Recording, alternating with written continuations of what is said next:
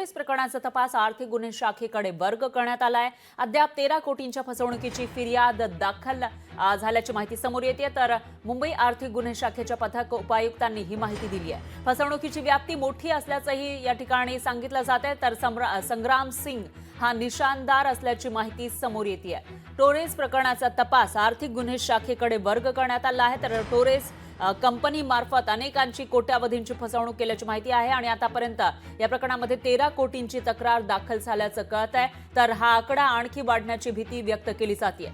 जे लोक नोकरी करतात, व्यवसाय करतात, छोटे मोठे, त्यांनी जास्त परतावा मिळण्याच्या आमिषापोटी आपले जी काही कमाई होती जीवनभराची ती या कंपनीमध्ये गुंतवली। मात्र तो पैसा घेऊन या कंपनीचा मालक फरार आहे आणि त्याच पार्श्वभूमीवर आता तपास केला जातोय।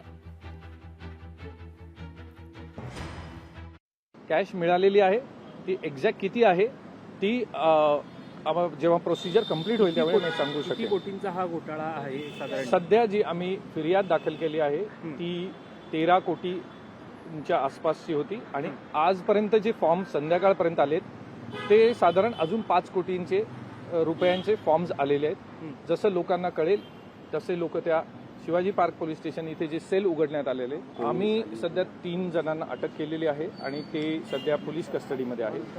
त्यांच्याकडे इंट्रोगेशन चालू आहे।